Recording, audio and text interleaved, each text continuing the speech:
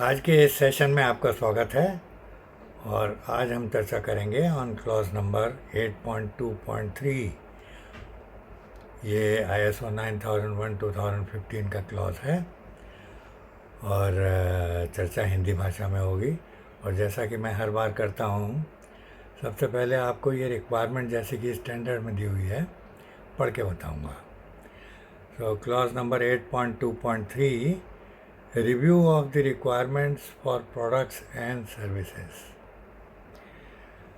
मतलब जो रिक्वायरमेंट्स हमने बनाई हैं प्रोडक्ट और सर्विसेज की, उनका रिव्यू हमें कैसे करना है और रिव्यू करते समय हमें क्या क्या चीज़ों का ध्यान रखना है। तो अब मैं ये पढ़ के बताता हूँ आपको रिक्वायरमेंट पूरी। पहले इसको सुनिए, उसके बाद चर्चा करेंगे। Clause 8.2.3, Review of the requirements for products and services. 8.2.3.1, the organization shall ensure that it has the ability to meet the requirements for products and services to be offered to the customer. The organization shall conduct a review before committing to supply products and services to a customer to include a requirements specified by the customer, including requirements for delivery and post-delivery activities. B. Requirements not stated by the customer but necessary for the specified or intended use when known. C.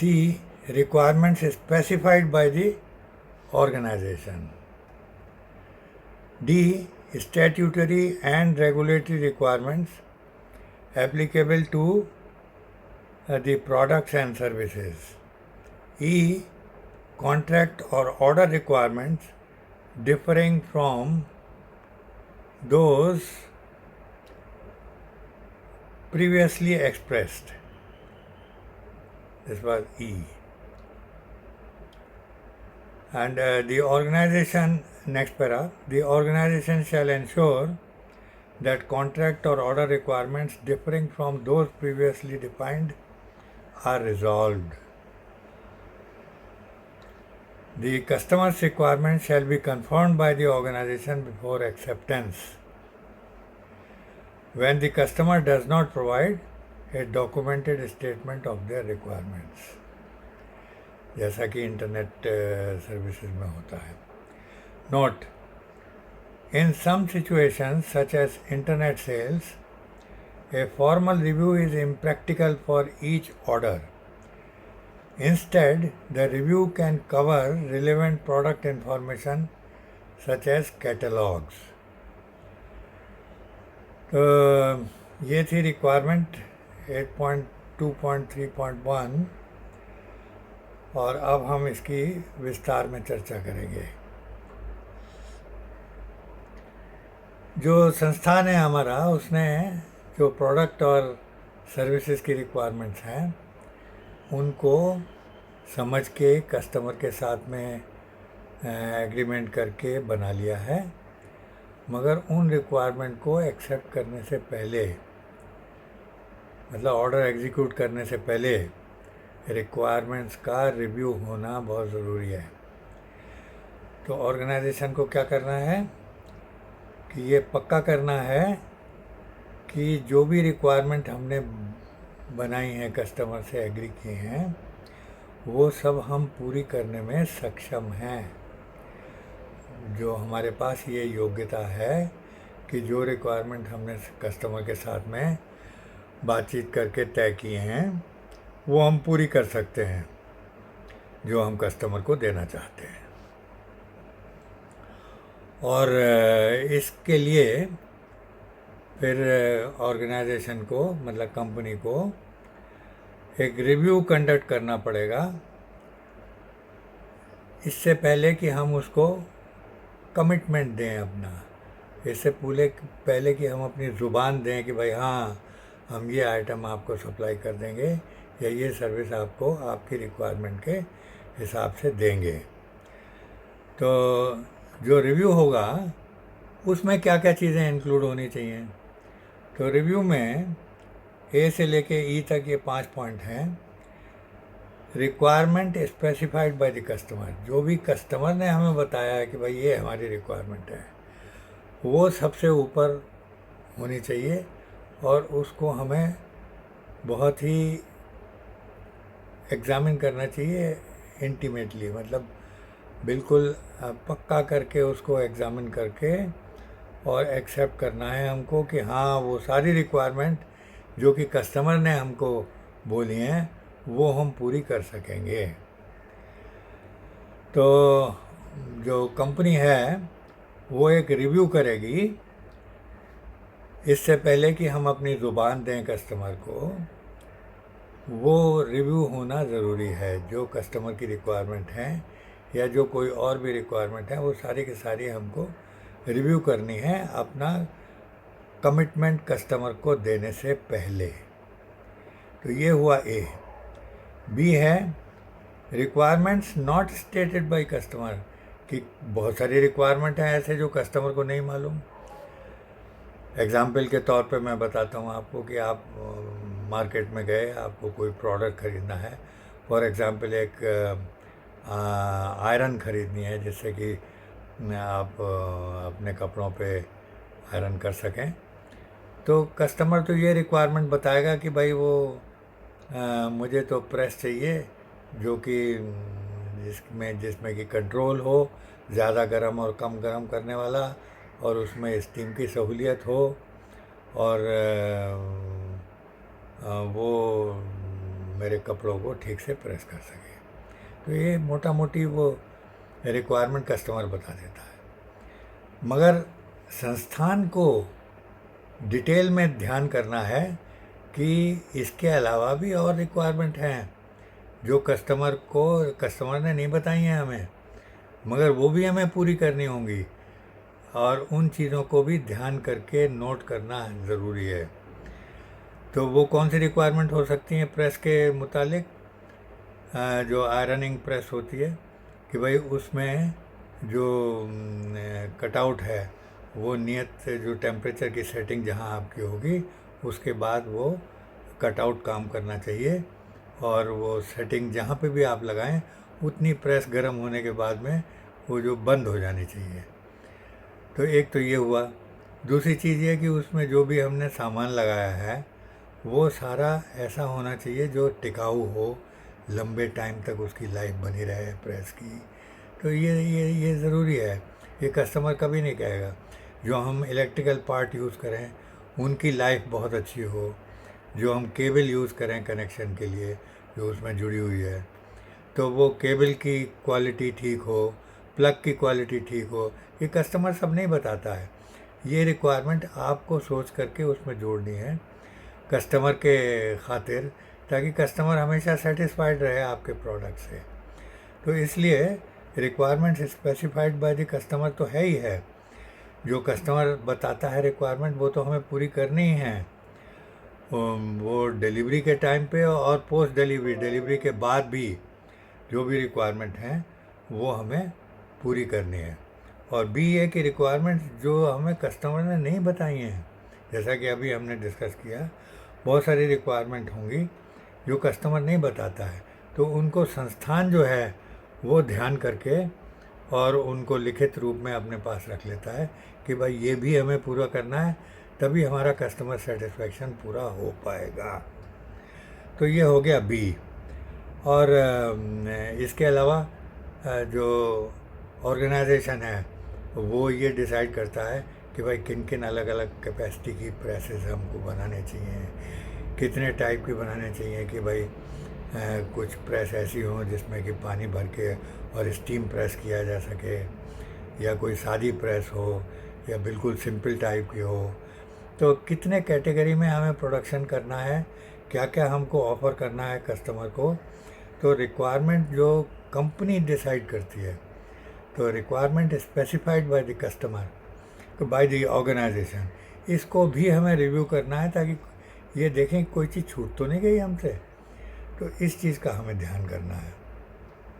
अब D पर आ जाइए। Statutory and regulatory requirements, जो electrical appliances होती हैं जितनी भी होती हैं सब पे ISI मार्क होना ज़रूरी है। तो ये कस्टमर तो नहीं बोलेगा, हो सकता है उसको नॉलेज भी ना हो, मगर संस्थान जो कि इन चीज़ों का प्रोडक्शन कर रहा है उनको तो पूरी तौर से पता है कि भाई क्या क्या ज़रूरी है इसके प्रोडक्शन के लिए। तो statutory and regulatory requirements applicable to products and services, जो भी हमारी प्रोडक्ट या सर्विस के लिए लागू होती हैं उनको संस्थान को पूरा करना है और उनको रिव्यू करना है कि वो पूरी तौर से हमने कंसिडर कर ली या नहीं कर ली। तो स्टैट्यूटरी रेगुलेटरी रिक्वायरमेंट ये डी पे आ जाता है। अब इसके आगे बढ़िए तो ई है, कॉन्ट्रैक्ट और order requirement differing from those previously expressed, कि जो ओरिजिनली जो आपने रिक्वायरमेंट बनाई थी और कस्टमर को आपने बताया कि इस तरीके की चीज़ हम आपको ऑफ़र दे रहे हैं, उसने कहा नहीं सर हमको इसमें ये चीज़ और चाहिए या ये चीज़ और चाहिए, तो वो जो है पहले जो हमने बताई थी उससे फ़र्क हो गई, तो उसका भी रिव्यू करना है कि वो हम पूरी कर रहे हैं कस्टमर के लिए कि नहीं कर रहे हैं। तो कॉन्ट्रैक्ट ये ई है, कॉन्ट्रैक्ट और order requirement differing from those previously express, जो हम पहले बता चुके हैं कस्टमर को और उसमें हमें कोई बदलाव करना है या उसमें हमें कोई प्लस माइनस करना है, तो उसका भी रिव्यू होना चाहिए। और आगे का पैरा, जो लास्ट पैरा है इसका, वो कहता है कि organisation shall ensure that contract और order requirement differing from those previously defined are resolve, कि कस्टमर के साथ में बैठ कर के हमको अगर कोई रिव्यू करना है रिक्वायरमेंट का उसके साथ, ताकि उसका कोई शक शुबा ना रह जाए, हमें कोई डाउट ना रह जाए कि उसकी सारी रिक्वायरमेंट पूरी हो रही हैं कि नहीं हो रही हैं, तो कस्टमर के साथ में बैठ कर के ये हमको पक्का करना है कि जो हमने शुरू में बताई थी रिक्वायरमेंट उनसे फ़र्क क्या है, उनसे कोई चीज़ कोई रिक्वायरमेंट फ़र्क है तो उसको हमें पक्का करना होगा कि हम वो दे सकते हैं रिक्वायरमेंट कस्टमर को, और वो कस्टमर की रिक्वायरमेंट को हम पूरा कर सकते हैं। अच्छा, लास्ट पैरा इसका है, the customers requirement shall be confirmed by the organisation before acceptance when the customer does not provide a documented statement of their requirements। अब जैसे आप देखते हैं इंटरनेट मार्केटिंग, ज़्यादातर हम लोग इंटरनेट के ऊपर जा कर के और जो सप्लायर की वेबसाइट होती है उस पर देखते हैं और उसके ऊपर जो प्रोडक्ट की रिक्वायरमेंट होती है वो कस्टमर पढ़ता है और उसके बाद ऑनलाइन ऑर्डरिंग करता है। तो ऑनलाइन ऑर्डरिंग करता है तो फिर ये रिव्यू कैसे हो? तो रिव्यू के लिए ये है कि आप जो प्रोडक्ट या सर्विसेज ऑफ़र कर रहे हैं उसका पीरियोडिकली उसके कैटलॉग्स, उसका इन्फॉर्मेशन वो रिव्यू करते रहिए और उसको पोस्ट करते रहिए ऑनलाइन, ताकि कस्टमर उन चीज़ों को देख सके और वो ऑर्डर करने से पहले उसको पता होना चाहिए। तो मतलब ऑनलाइन जो रिक्वायरमेंट है उसका रिव्यू वो फॉर्मल रिव्यू जो है उसका वो इस तरीके से नहीं होता है कि जो कस्टमर से बातचीत करके सेटल होगा, बल्कि प्रोडक्ट की इन्फॉर्मेशन या कैटलॉग वगैरह जो है उसका रिव्यू करके हम लेटेस्ट वर्जन जो है वो अपनी साइट पर डाल देते हैं, ताकि कस्टमर ऑर्डर करने से पहले उस लेटेस्ट इन्फॉर्मेशन को पढ़ सके और उसी के हिसाब से ऑर्डर कर सके। तो इसलिए ये रिव्यू जो है ऑनलाइन कस्टमर्स के लिए बहुत ज़रूरी हो जाता है। और यही हमारे नोट में भी लिखा हुआ है कि कुछ ऐसी सिचुएशन हो सकती हैं जहाँ पे कि कस्टमर जो है उसके साथ हम रिव्यू नहीं कर रहे हैं, बल्कि वो हमारी लेटेस्ट जो रिक्वायरमेंट है, लेटेस्ट हमारा कैटलॉग है प्रोडक्ट का, उसके हिसाब से वो हमारे ऊपर जो हमने इन्फॉर्मेशन दे रखी है उसको पढ़ करके और ऑर्डर लगा रहा है। तो वो ऐसे ऑर्डर को हम एक्सेप्ट कर सकते हैं बिना फर्दर रिव्यू के, क्योंकि हम पीरियोडिकली रिव्यू कर रहे हैं जो इन्फॉर्मेशन हमने नेट के ऊपर डाली हुई है, और वो information time to time update होती रहनी चाहिए ताकि कस्टमर को लेटेस्ट इन्फॉर्मेशन का पता रहे। तो ये थोड़ा सा लंबी रिक्वायरमेंट है, थोड़ा मुझे उम्मीद है कि आपको समझ में आ गई होगी। अगर फिर भी कोई डाउट है आपको तो वो डाउट अपना इस वीडियो के नीचे लिख दीजिएगा, तो मैं फर्दर एक्सप्लेन करने की कोशिश करता हूँ। तो अगर आपको मेरे वीडियोस पसंद आ रहे हैं तो भाई मुझे थम्स अप दीजिए, मुझे लाइक दीजिए, और मेरे वीडियोस को आपस में शेयर ज़रूर करिए, ताकि जो भी हम ज्ञान आपस में बांट रहे हैं वो ज़्यादा से ज़्यादा लोगों को मिल पाए। तो अगर आप ऐसा करेंगे तो मुझे बड़ी खुशी होगी भाई। तो इसके अलावा मेरा चैनल को सब्सक्राइब करना मत भूलिए, बेल आइकन को भी दबा दीजिए, ताकि जब भी मैं वीडियो लोड करूँ, जैसा कि मैंने पहले ही बताया है, मैं ज़्यादातर वीडियोस अपने संडे को लोड करता हूँ और 10-11 बजे के आसपास लोड हो जाते हैं मेरे वीडियोस। तो आप अगर सब्सक्राइब कर देंगे और बेल आइकन दबा देंगे तो वो वीडियो लोड करने की जो इन्फॉर्मेशन है वो तुरंत आप तक पहुंच जाएगी और आप मेरा वीडियो बिना देरी के देख सकेंगे। तो बहुत बहुत धन्यवाद मेरे वीडियोस देखने के लिए, और मिलते हैं फिर अगले संडे अगले क्लास के ऊपर से चर्चा करेंगे। धन्यवाद, थैंक यू वेरी मच, नमस्कार।